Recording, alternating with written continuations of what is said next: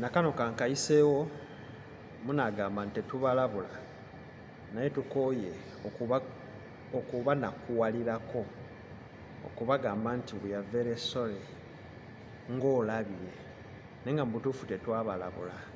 Muyinza okukiyita nti oba twaba nga twabeeyisizaako bubi ne tubeera nti twabeera ab'emitima emibi gye muli naye ne mwerabira nti zaali nsobi zammwe.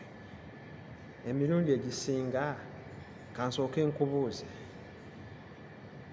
bw'oba ofunye visa ekutwala mu nsi oba ng'ogoba ebipapula by'okutambula, ani gw'otegeezaako nti nnyina kati ebipapula bye ngoba era nsabiraako we biyitamu then nja kuba nkubuulya. Emirundi egisinga mwakifuula kalica, mwagifuula style okukola ebintu byammwe mu nkukutu. Ne tukikkiriza, kola ebintu byo mu nkukutu, mujja wa maama wo wanaabitegeera ajja kuloga, ajja kwagaliza bubi oleme kufuna mikisa, giyisaamu mpapula z'okugenda. Yes, olw'okuba olina ensonga zo zonna twazifuula nti ntuufu ne tuzikkiriza nti ntuufu, n'ofuna ebipapula byo mu kimugunyu nga tewali ategedde, n'olinya ennyonyi yo n'ogenda. Naye lwaki ate w'oba omaze okukola okomawo? Ate lwaki okuba abantu ennaku yo oba obakuba essanyu lyo nti omaze okikuba okomawo? Golooza owali ogenda mu nkukutu nga abo bonna tebategedde, golooza banaakusanyukirako okubeera nti okomyewo? Mwasiibyeyo mutya? Mwasuzeyo mutya? Kim Hakims ntumbudde. Eno vidiyo egenda kutambula kukulabula. Emirundi egisinga bamaama bannyinaze baffe mukola ensobi ey'okwemulisa, mweteeka nnyo mu butaala nga mukomawo. At the end of the day, according to research, emirundi egisinga abaana abeemulisa nti nkomawo ekyeyo nkimaze, tiimu kudda waka muli ludda wa, tiimu November muli ludda wa, mumanyi n'okweyita emyezi gyammwe gye mumalirizamu contract. Bannange social media tekuliiko bantu babaagaliza bokka. Omuntu ajja n'akunyigira ka like tekitegeeza nti akwagala. Kim Hakims ntumbudde, mujje mutuule tutuwayeemu, mujje tutuule tuwayeemu. Ntumirako ku bantu ba Kim Hakims Immigrations, ne ntumirako ku bantu ba Team Deep Mind, ne ntumirako ku bantu ba Hakim Cakes and Deco. Yes, mujje tutuwayeemu, mujje tutuulemu, mujje twogeremu bankuba kyeyo. Eno vidiyo egenda kwetololera nnyo kukulabula, egenda kwetololera nnyo kukulabula. Tuyitaŋŋana tulaba ku mikutu egy'enjawulo, platform ez'enjawulo, abaana munaatera okumalako contract yammwe naye ne mugenda nga mulaalaasa information eyo. Buli omu mugimugamba. Ani gw'obigamba?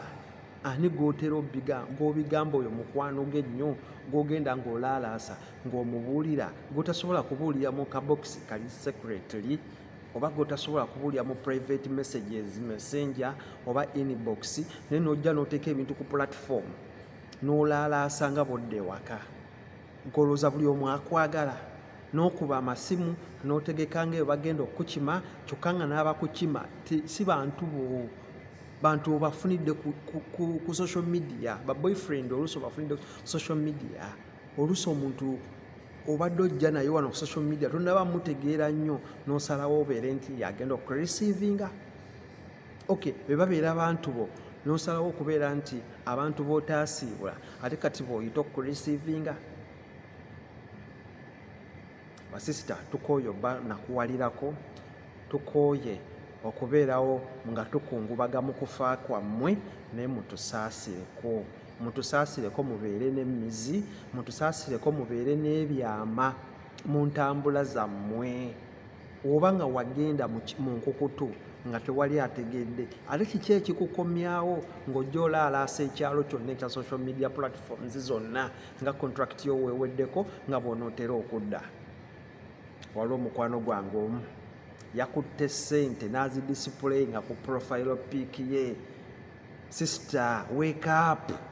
Okwata $1,000 bwe bukadde 3 obwe Uganda n'obuteeka ku profile pic yo tobadde waka bakitegedde nti okomyewo kati omuntu omulaga oba bonna ensi yonna ogiraga nti wakozeeyo $1,000 golooza buli omu $1,000 e Kampala alulina n'alulina ayagala dde okubbako yayongerezeeko afune $2,000 okubya ekyeyo kyo osobodde kutereka $1,000 okutte profile pic ogitaddeko ssente ozikubye ekifaananyi okitimbye gwe ani atakimanyi nti wagenda kukola ssente oba eno ku kyeyo ani ataliyo nga takola ssente olyoka omukuba ennaku yo oteeke ku kyeyo tukooye okubakaabirako tukooye okubanakuwalirako tukooye okubagamba nti we are very sorry ng'omufunye obuzibu akumanyi mu regioni eyo ajja kujja akukime akugambe ssente ezo kireka tomanyi mugaso gwazo zimpe nzikimye otera ozimpeeko omubuze ziriwa akugambe ssente ze ziri ku profile pic zijjeeko zimpe ng'akakasa ozirina $1,000 ozirina tobaddewo ku kyalo wakakomawo ziri ku profile pic yakakasa weezi tonnaba zikozesa zimalawo anti obukadde 3.5 obeera nga ye tageti yo golaba olina nnyo ssente nnyingi azaagala ajja kujja azikime nga mu buli ngeri ajja zikugjako mwe musagana abayaye b'e Kampala so mulekerenga awo okwekubya emizimu nga mutulaga ennaku yammwe mutulaga ssente ze muva okukola mutandika otwekubisizaako nga we mudde waka wewali ojja wasiibulaani ate olyoka otandika okumusiibula ng'oddayo oba ntegeerekese incidences nyingi nnyo zempulidde social media z'amaziga tugakaabye bantu bangi nnyo be basse be bahijackinze be bakubye ne babasuula mu nsiko ne babasuula mu swamp areas because of ssente zaabwe zibajja ku kyeyo ne balaajanira ne bajja okukolera nobeera ku Facebook n'oteekako am going back team November where are you team December muli luddawa tukikubye tukimaze wajja naani era olyoka otandika omwesibako nti tudde ffenna ewaka tetuganye yes oli so excited okubeera nti contract ogimazeeko wali tosuubira nti osobola ogimalako naye ate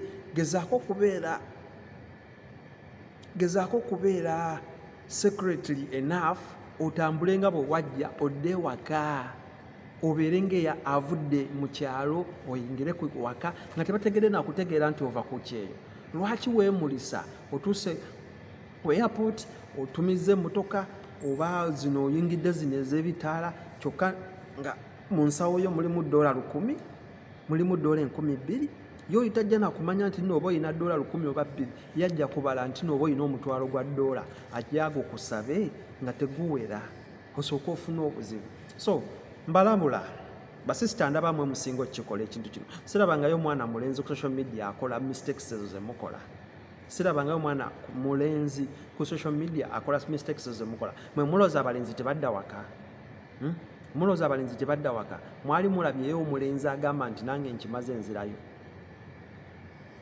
bane to getting serious tukooye okulaba nga mukaaba tukooye okulaba nga mutugamba nti ssente zetwatereka ewaka jjajja wa anti wassenga yazirya we yategedde nga nkomawo n'alinnya ennyonyi ye ate n'ajja oba n'agenda n'asuubula ye nze n'ensigalayo ngenda okutuukayo ng'ate yavuddeyo kwegamba nga mulina excuses